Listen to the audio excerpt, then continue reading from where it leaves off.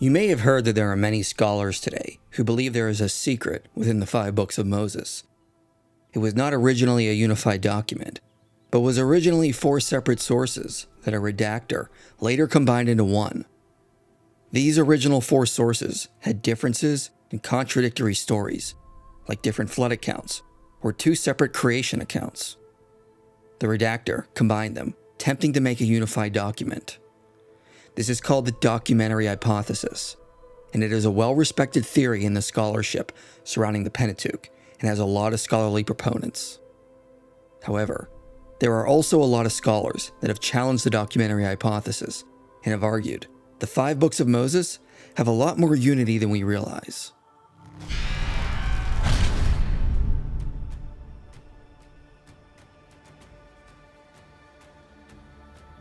The Documentary Hypothesis is the view that the books of Genesis, Exodus, Leviticus, Numbers, and Deuteronomy were originally 4 separate sources called J, E, P, and D. J stands for the Yahweh source because it mostly wrote about God using the term Yahweh. E stands for the Elohim source because it mostly used the term Elohim for God. P is the priestly source, which included many of the priestly laws and holiness standards. And D stands for Deuteronomy. At some point, someone combined J, E, and P into the books we call Genesis, Exodus, Leviticus, and Numbers, and then Deuteronomy was included at the end as Moses' final speech to Israel. When this happened, many stories of Israel's history were combined. It's theorized there were 2 creation accounts that became Genesis 1 and 2. There were 2 flood stories combined into one, 2 stories of Joseph being sold into slavery, and 2 accounts of the plagues in Egypt. A redactor allegedly took all these stories and combined them into their present form. An early and very popular form of the Documentary Hypothesis was proposed by Julius Wellhausen. He said there were originally 2 sources, J and E. E was the history of the northern kingdom of Israel, and J was the history from the kingdom of Judah. It may have been written as early as the reign of Solomon.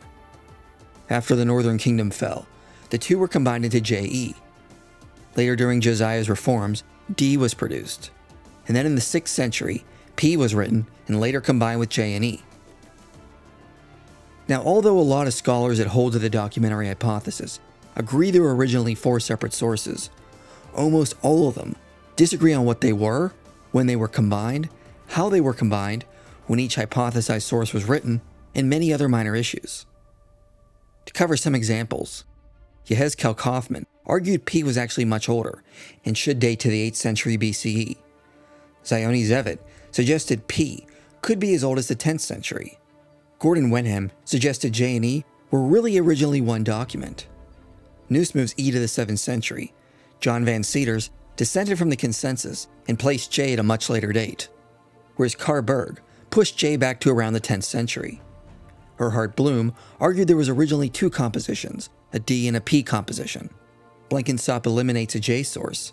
Scott denies the existence of J and E, and instead sees them as late post-exilic traditions, attempting to discredit pre-exilic traditions. George Fisher says that when it comes to the hypothesized P document, there is a disconcerting variety of positions among scholars who are experts in the field. This applies to the extent of the passages attributed to P, to its character, and its historical setting. As a result, they were all talking about different things, albeit using the term P. Furthermore, the language, the themes, and the style of these texts diverge quite a lot. P seems to be something of a chameleon. Fisher also notes their skepticism about the hypothesized J source, and many scholars have opted to refer to it as non-P. Uncertainty about a possible E source are further increased among scholars, and many deny it ever existed as an independent source. Other scholars hold to what is called the Fragmentary Hypothesis, which is the idea that there were various fragmented texts, documents, and oral traditions, and were combined when forming the Pentateuch. Some scholars opt for a Supplementary Hypothesis, which is the idea there was an early form of the Pentateuch, then it was slowly updated by a series of redactions and direct additions. And within these other 2 views, there were a variety of views as well. There are so many different approaches, it's impossible to cover them all. Scholars often seem to be working from entirely different premises. Jan Christian Gertz says, "The models continue to proliferate, but the communication seems only to diminish." Richard Hess, in speaking of the documentary hypothesis, says, "The concern here is that such widespread reordering of documents within the hypothesis destroys the neatly unified interpretation of the text, as advanced by its earlier proponents." So although proponents of the documentary hypothesis agree the Pentateuch was originally different sources, they all disagree on how to define them, how to separate each source out, and when they were written. So for this video, we'll just refer to the hypothesis as it is generally known. The idea J and E were combined into JE, then combined with P and Deuteronomy. Now, proponents of the documentary hypothesis do have reasonable arguments as to why they think the Pentateuch is a combination of 4 independent sources. For example, within the Pentateuch, we see stylistic variations, duplicate or similar narratives, repetitions, and different sections use different names for God, or different names for places and people. Mount Sinai is called Mount Horeb in other sections. Moses' father-in-law has 2 names. In fact, an early criterion for distinguishing between sources was that if a section of the Pentateuch used the name Yahweh, it likely was the J source, and if it used the term Elohim, it was either E or the P source. One of the biggest issues for source critics is finding a text with internal consistency. As Joel Baden says, "The hallmark of a unified composition, one created by a single author, is internal consistency, consistency of language and style, consistency of theme and thought, and above all, consistency of story." So the goal is to separate out sections of the Pentateuch into different sources, so that we have internal consistency across the board. Critics of the documentary hypothesis often note when we attempt to divide sources based on terms or stylistic variations, we can find literary styles assigned to P in what is a J text, or J terms or style in P, and vice versa. The scholar Joel Baden responds by noting that the defining criterion should actually be narrative flow. Attempting to divide sources on thematic and structural features does not necessarily work, because themes are, for the most part, not unique to a given source. Instead, Baden says the way we identify sources is through their narrative unity and flow. Stylistic features and changes in terms are secondary criteria. In other words, in some of the narrative sections of the Pentateuch, there are too many contradictions in what is recorded. We take something like the flood account and split it up based on the differences in the narrative, like how many animals were brought onto the ark, or which type of bird Noah released, then 2 distinct narratives emerge. Narrative flow should be the defining characteristic for determining sources on Baden's account. Baden's approach to the documentary hypothesis is a superior attempt to divide up sources in my view, and in future videos, we'll address the claim that some of the specific narratives of the Pentateuch are hopelessly contradictory and cannot work as a unified narrative. But for now, we'll focus generally on the documentary hypothesis and some of the problems with it. Although the documentary hypothesis has many proponents, it appears to have just as many or even more critics. In European scholarship, the documentary hypothesis has mostly fallen out of favor. Christine Hayes summarizes many of the problems with the hypothesis. One being that the whole approach may be an attempt to thrust our cultural standards onto the ancient world and not read the Pentateuch alongside how other ancient texts were composed. Sometimes picking apart the sources can become dry and mechanical, sometimes to the point of absurdity. Some of the people who have carried this method to its extreme will go through and almost word for word, this is J, this is E, the next word is P. It's quite remarkable how certain they feel that they can break things down almost on a word-to-word basis, as if an editor sat there with scissors and paste and we're cutting out word for word and putting them together. It sometimes can reach heights of absurdity, and it can really destroy the power of a magnificent story sometimes when you carve it up into pieces that on their own don't really make all that much sense. It needs to be remembered that the documentary hypothesis is only a hypothesis, an important one and a useful one, and I certainly have used it myself. But none of the sources posited by critical scholars has been found independently. We have no copy of J, we have no copy of E, we have no copy of P by itself or D by itself. So these reconstructions are based on guesses. Some of them are excellent, excellent guesses, very well supported by evidence, but some of them are not. Some of the criteria invoked for separating the sources are truly arbitrary and extraordinarily subjective. They are sometimes based on all sorts of unfounded assumptions about the way texts were composed in antiquity. And the more that we learn about how texts in antiquity were composed, we realize that it's perhaps not unusual for a text to use two different terms for the same thing within one story. Since we find texts in the 16th, 17th century BCE on one tablet using two different terms for a story, for two different terms to connote the same thing. So the criteria that are invoked for separating sources often ignore the literary conventions of antiquity. And the more that we learn about that, the better able we are to understand the way the biblical text was composed. In my view, one of the biggest problems is the documentary hypothesis ignores many literary conventions of the ancient Near East. It assumes doublets, repetitions, and variations are best explained by positing a combination of different sources, instead of them merely being aspects of the literary conventions of the ancient world. As many scholars have asked, if the doublets in the final form of the Pentateuch were not a problem for the hypothesized redactor, why would they have been a problem for an original author, who could have composed a Pentateuch with these features? Many years ago, Kenneth Kitchen presented a survey of various texts from the ancient world that have many of the features we find in the Pentateuch. He said that Hebrew literature shows very close external stylistic similarities to the other ancient Oriental literatures, among which, and as part of which, it grew up.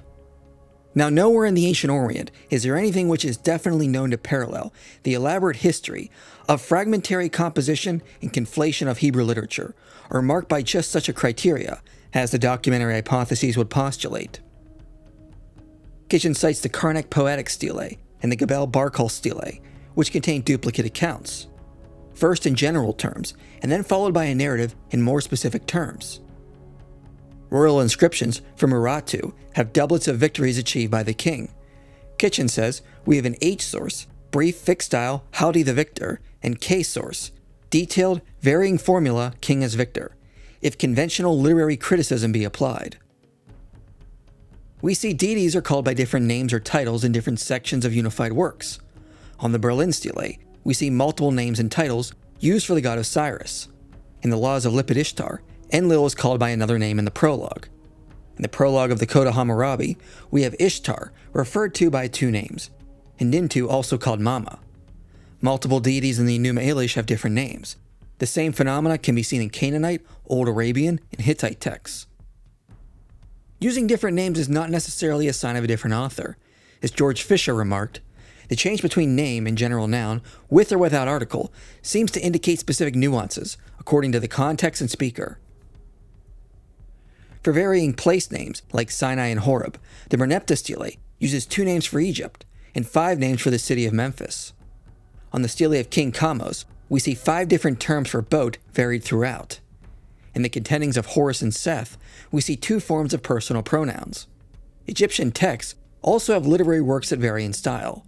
The biographical inscription of the Egyptian official Uni includes a narrative, a section of summary statements, a victory hymn, and 2 different refrains.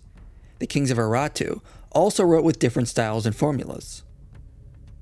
Interestingly enough, Kitchen also notes that the covenant formula, as woven throughout Exodus to Leviticus, matches the structure of Hittite treaties from the 2nd millennium BCE. But source critics often divide these chapters between different sources.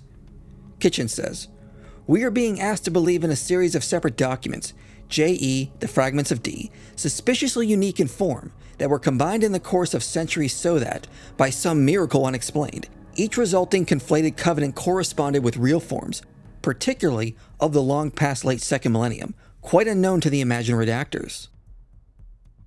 In other words, the way the Sinai covenant and its renewals are given in the current form have an early analog found in the surrounding culture, Hittite treaties from the 2nd millennium.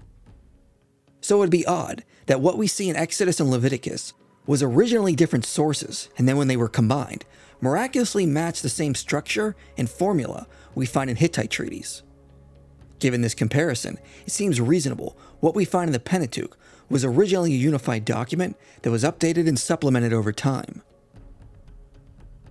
Kitchen's survey is not meant to show these other texts are exactly like the Pentateuch, but merely that we can find similar practices, like doublets, repetitions, and multiple names in ancient texts. The idea of these features in the Pentateuch necessarily imply multiple sources is not true. Original texts could use these same techniques without being a patchwork of multiple sources. As Joshua Berman said, Examples serve as a warning flag for scholars looking to parse the text on the basis of their own notions of literary unity. The ancient text is a minefield of literary phenomena that are culturally dependent. The diachronic scholar, who treads there based solely on his own modern notions of literary unity, risks serious interpretive missteps.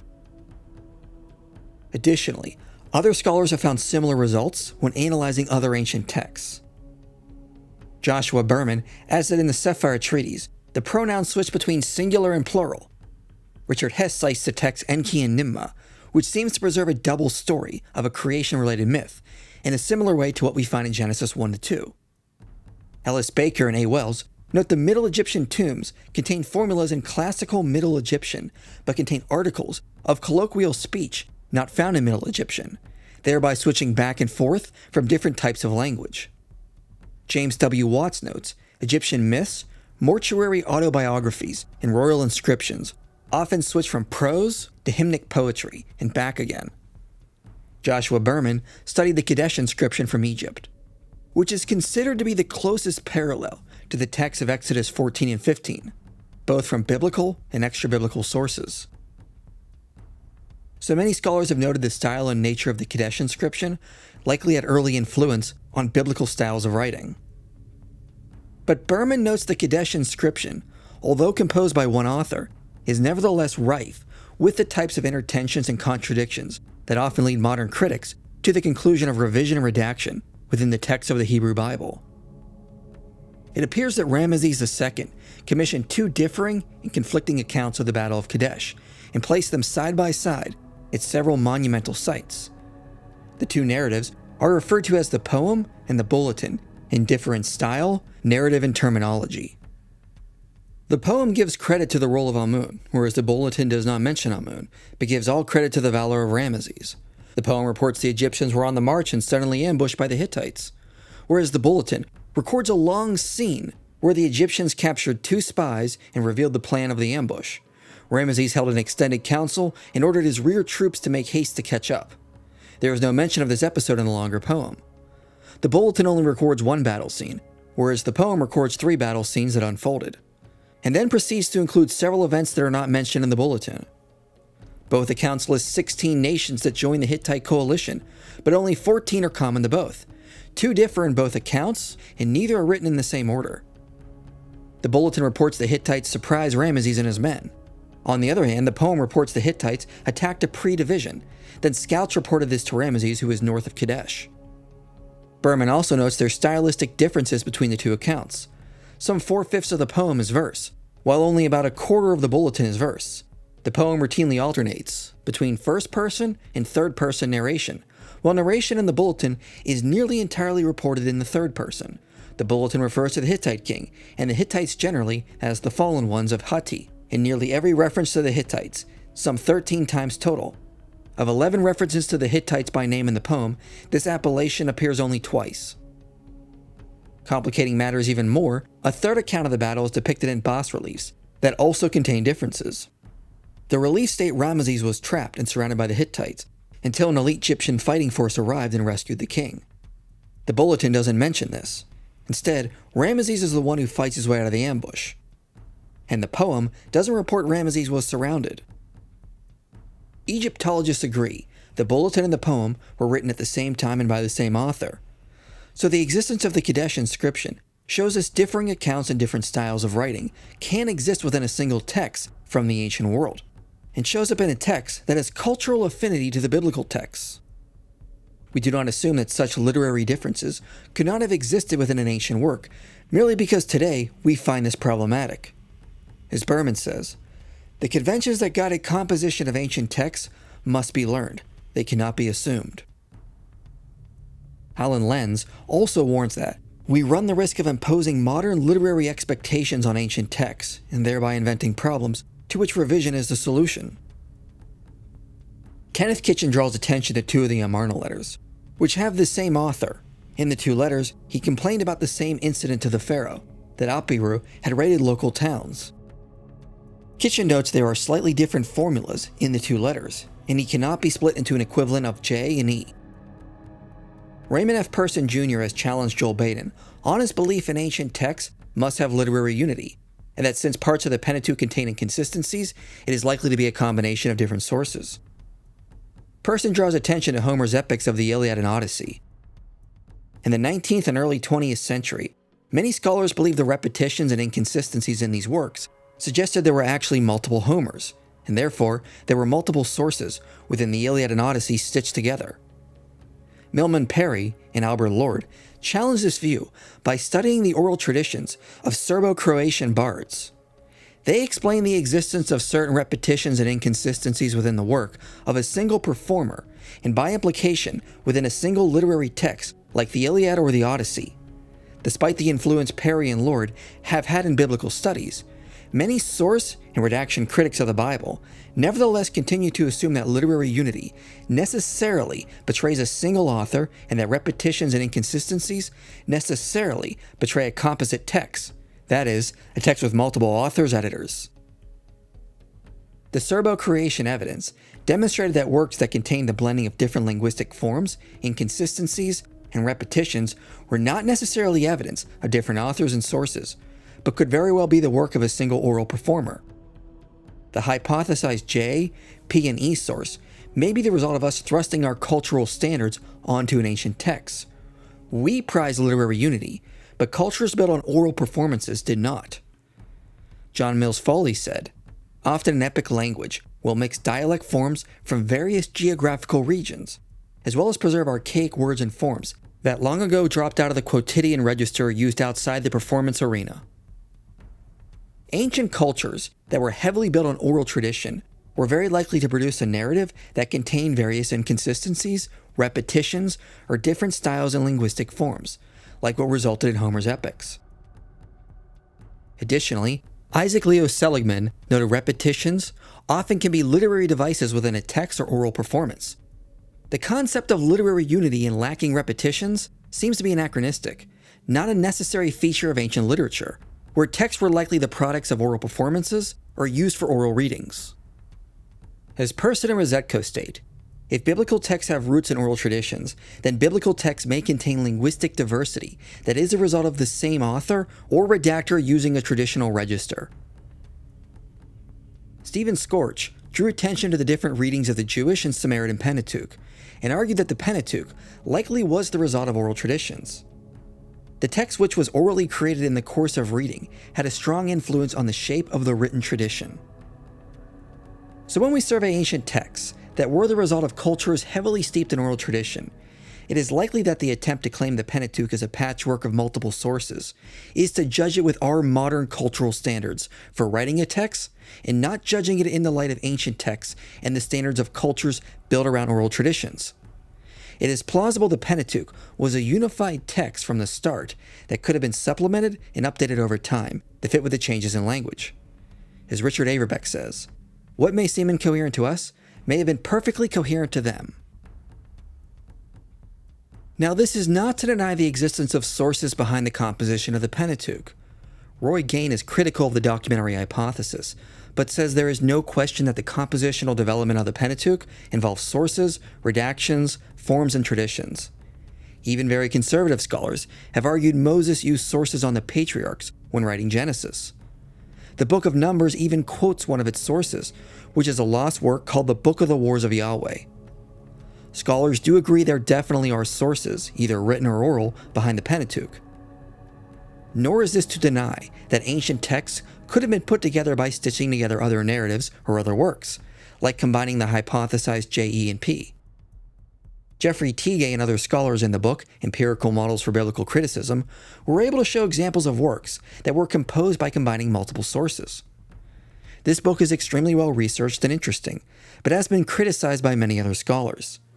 One reason being not because it is wrong to suggest there were sources behind the Pentateuch, but that it is erroneous to think we could ever reconstruct those sources, or that ancient works perfectly preserve their sources within their texts.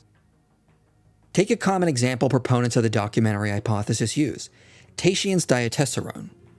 In the 2nd century AD, Tatian took the 4 Gospels, Matthew, Mark, Luke, and John, and combined them into a unified document. He didn't write a new original work.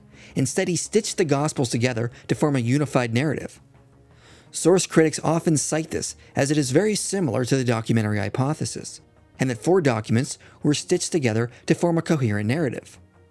And so the Pentateuch may be another example of this happening. But the problem is this: if all we had was the Diatessaron, and the 4 Gospels were lost to us, could we actually reconstruct them from the Diatessaron alone? David Carr says it is plausible we could pick out elements that came from John, or at least most of them, since John's style was different than the Synoptics. But Carr also notes it would have been virtually impossible to reconstruct Matthew, Mark, and Luke, due to how similar they are. Moreover, despite the misconception many have, not all of the Gospels are entirely preserved in the Diatessaron. Carr says, "The problem with all these approaches is documented evidence that scribes did not preserve their source documents unaltered and without gaps, particularly in cases of conflation of parallel sources. To return to the case of the Diatessaron, Moore found that the Diatessaron contained 96% of the verses in the Gospel of John, but only 76.5% of Matthew, 50% of Mark, and 66.2% of Luke. Simply put, it is erroneous to think ancient works perfectly preserve their sources within themselves, like the documentary hypothesis suggests. We could not reconstruct Matthew, Mark, and Luke from the Diatessaron." The scholar Joseph Weeks asked a similar question. Scholars accept that Matthew and Luke use Mark as a source, but could we reconstruct the Gospel of Mark merely from what we see in Luke and Matthew? Weeks has demonstrated this is not the case. What emerges is an entirely different document he calls Mark Q. Mark Q is about half the size of Mark, contains less pericopes, verses, words, and characters. The order of Mark Q is different than Mark as it stands, and contains far less narrative components. Distinct features we find in Mark are entirely missing in Mark Q, and 24 words from Mark never occur in Mark Q. Weeks notes that since so much material is missing in Mark Q, it cannot be said to be an adequate reconstruction of Mark, and that comparing Mark Q with canonical Mark is a great analog for modeling the results of textual source reconstruction. The lesson Weeks points out is we know Mark was a source for Luke and Matthew, but Mark is not preserved in their Gospels in the same way source-critical scholars assume P or J is preserved in the Pentateuch, nor are the Synoptics preserved in the Diatessaron in this manner. Redactors and authors didn't preserve their sources in their texts like the documentary hypothesis suggests. The Book of Jubilees and the Temple Scroll heavily drew from Genesis and Deuteronomy, but Benjamin Kilchör has demonstrated it is impossible to reconstruct these books from Jubilees and the Temple Scroll. Alan Gardner noted there were inconsistencies within the Egyptian texts, the contendings of Horus and Seth, but also that we cannot reconstruct the various sources from what is in this text. Jeffrey Teague, in attempting to develop empirical models to support the documentary hypothesis, relies on how the Gilgamesh epic developed, but even he has to admit, although we can see now that the epic was so extensively revised that no amount of critical acumen could have led critics to reconstruct its sources in early stages as they really were. This is the same conclusion William Hallow found with regards to the Gilgamesh epic. So the problem is not that the Pentateuch could be a composite of multiple sources. In fact, the authors likely did use sources. How much and where is debated. The problem is the documentary hypothesis posits we can reconstruct the sources of the Pentateuch because they are mostly preserved in the final document. But when it comes to any other ancient text, this seems to not be the case. Why would the Pentateuch be any different? If the sources are still discernible in the text, it would be unlike any other ancient document. And if it is that unique, why could it have merely been a unique original work? As David Carr says, it is more likely that most semi-readable texts produced by contemporary transmission historians are nothing but the inventions of their creators.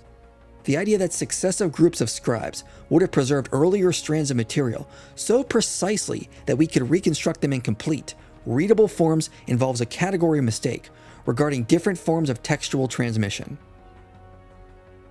Another issue with the documentary hypothesis is pointed out by scholars like Dwayne Garrett and Benjamin Kilchör. Often proponents simply resort to a redactor changing something to save their hypothesis. In other words, often critics will point out we can find P language or style in Deuteronomy, or aspects attributed to J and E, or P and J, etc. Proponents often resort to claiming this is the work of a later redactor that combined the sources and then took language from one source and added it to another. Joel Baden lists instances where he says we can see E material in J, J and E, E and P and E, J and P and J, But this seems to make the hypothesis unfalsifiable, or that it could never be wrong. Anytime there's an issue with the documentary hypothesis, just explain away the inconsistency by claiming a redactor made the change. How can the hypothesis ever be wrong if one can always posit a redactor to save it? George Fisher says, the term redactor in particular serves for some of today's exegetes as a kind of grab bag, covering almost any intervention by the ancient writers, thus permitting them to explain omissions, additions, changes, etc.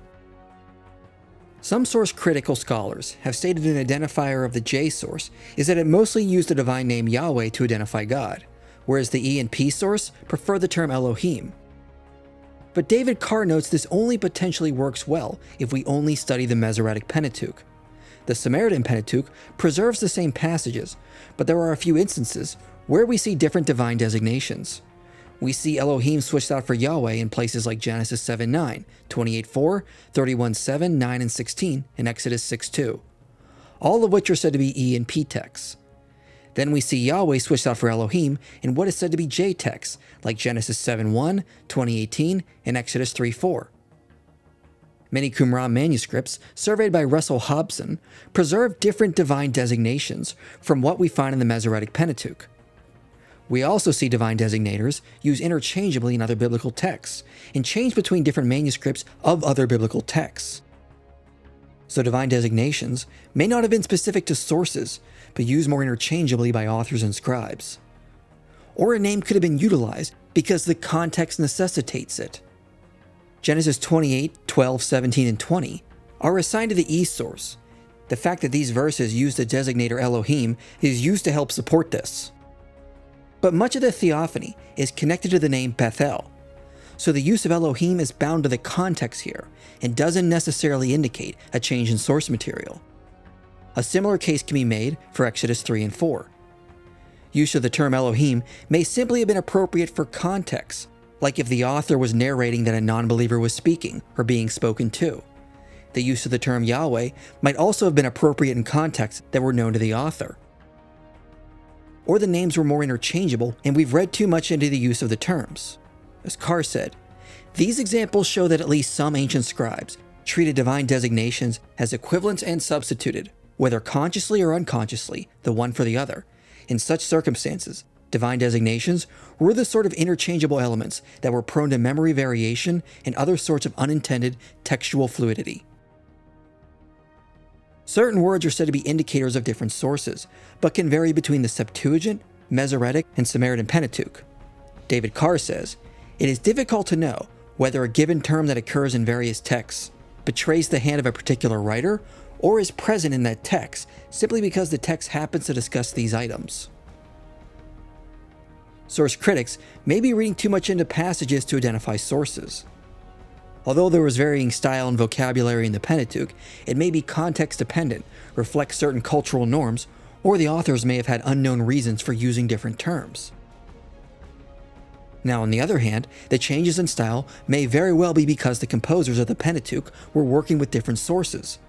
But to think they perfectly preserve strands of earlier material so precisely that we can reconstruct them is as absurd as thinking we could reconstruct the Gospel of Mark from Luke and Matthew.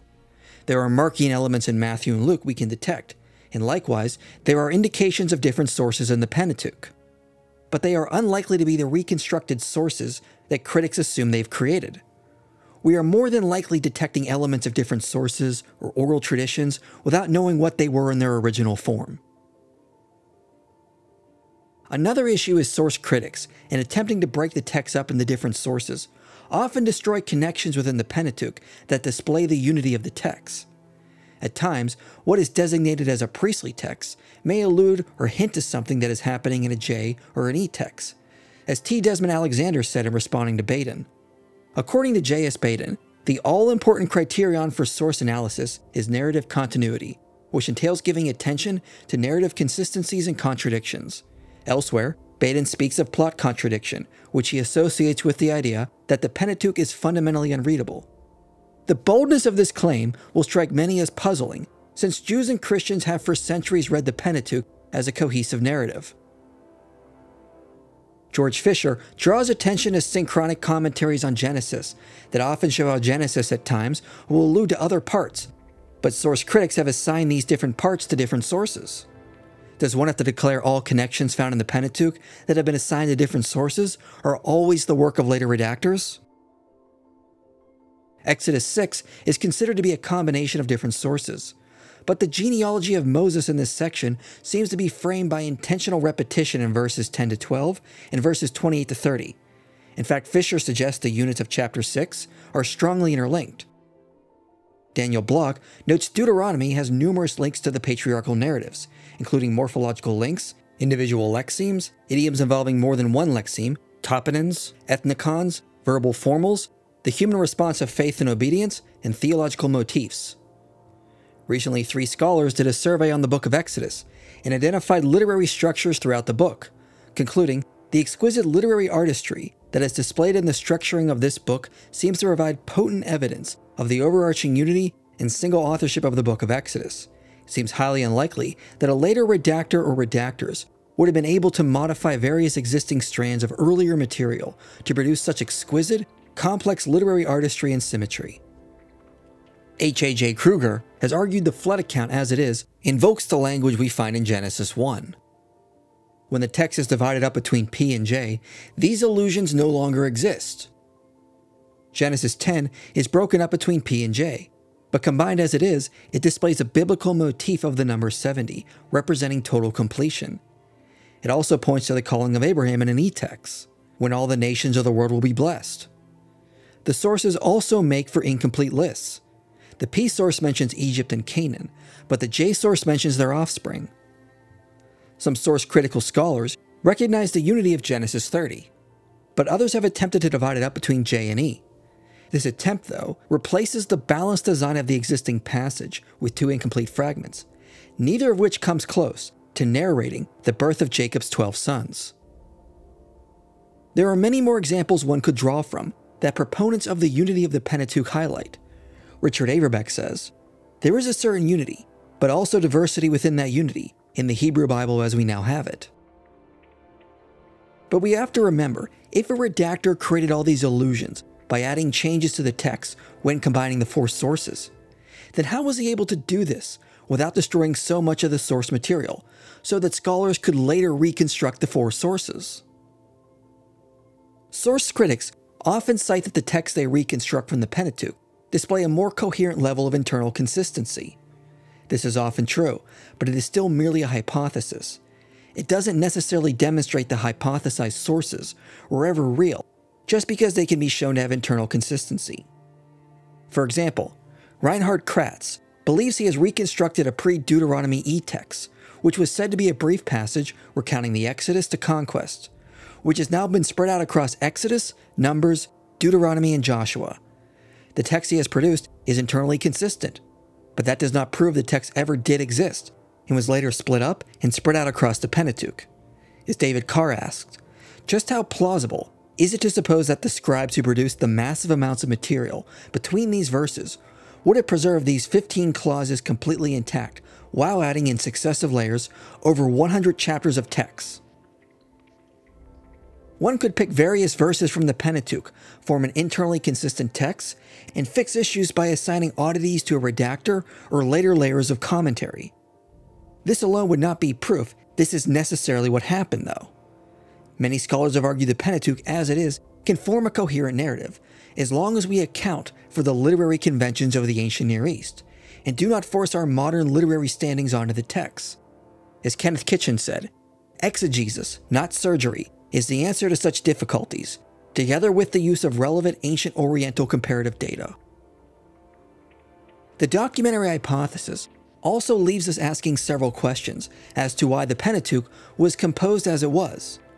For example, one of the reasons source critics say the later redactors combined the 4 sources was to smooth out contradictions or inconsistencies between the different sources. Like allegedly, there were 2 different flood accounts. The redactor is said to have combined them into one account so they would no longer contradict. But why was this not done with the narratives in Deuteronomy? Deuteronomy was not combined and stitched like the other 3 hypothesized sources. Instead, it was tacked on at the end as Moses' final speech to Israel. But Joshua Berman notes there are contradictions between the recounting of the narratives in Deuteronomy and how they were told in the earlier sections. If the redactor was combining the sources to smooth out contradictions, why did he merely leave Deuteronomy as it is, and not cut and stitch it like he did with the other 3 sources? Why not move the contradictory sections out of Deuteronomy to Numbers or Exodus, or at least modify them so there's internal consistency?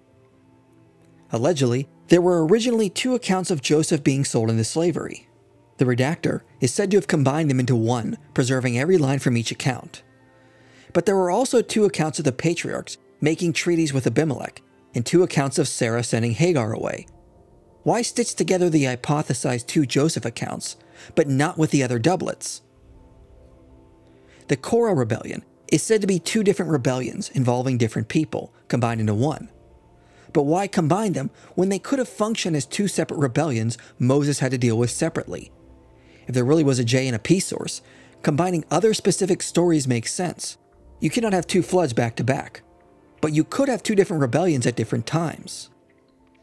The hypothesized E source doesn't begin until midway through Genesis, and source critics say the E source has a lost beginning. But why did the redactor decide to leave that out, but then combine other alleged doublets with E with the material found in J and P? If it was important to preserve the sources, why not preserve the beginning of E?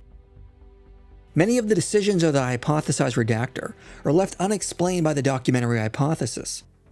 We are told believing the Pentateuch was composed as a unified text creates unanswered questions, like why there are doublets or contradictions, and positing different sources solves these issues.